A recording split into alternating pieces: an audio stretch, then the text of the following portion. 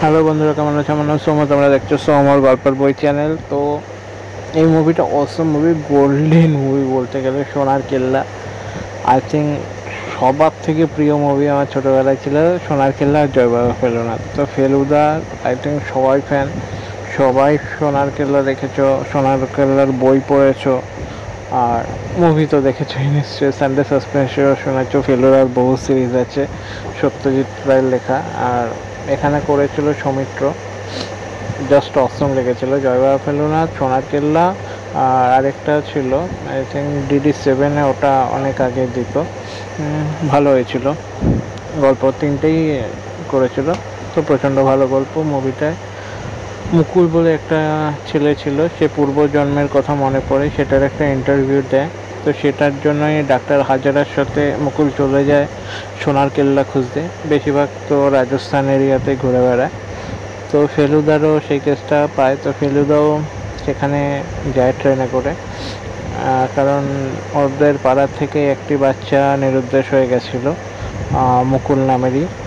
কারণ দুজন ভবানন্দ বা আরেকজনের নাম কি ছিল ভুলে গেছি। আরও নকল ডাক্তার হাজরাও গেছিলো সেই গুপ্তধনের খোঁজে। আগের জন্মে মুকুল যেখানে গেছে, তো অরিজিনাল ডাক্তার হাজরাকে নিজের জায়গা থেকে সরিয়ে সে নিজে ওই জায়গাটা নিয়ে নেয়।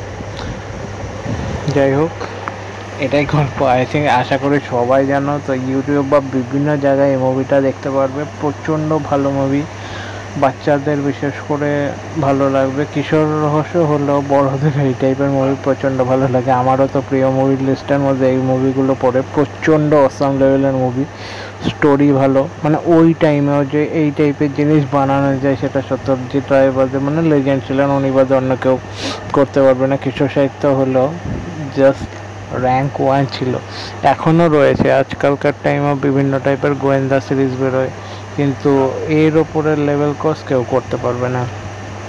যেরকম টোটার রায়চৌধুরীরও বেরোয়, এই বিভিন্ন টাইপের ফেলুদা বা সব্যসাচীর ফেলুদাও আছে। তো ওনাদের ফেলুদা স্টোরিগুলো সব অসম লেভেলেরই, কারণ ওনারা অ্যাক্টিং করছেন।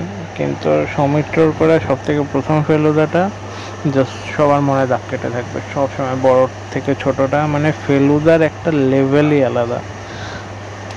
এত বছর পরেও মানুষের পুরো ফেলুদার পাই টু পাই সিন মুখস্থ থাকে। সোনার কেল্লার মানে জাস্ট অসাম লেভেলের মুভি, পুরো গল্প মুখস্থ থাকে। যতবার টিভিতে দেবে মানুষ দেখবে, বা ইউটিউবে থাকলে, বা যে কোনো সিরিজে বেরো ভালো থাকবে। আর এছাড়া আবার আসছে রয়্যাল বেঙ্গল রহস্য OTT-তে। Bye bye.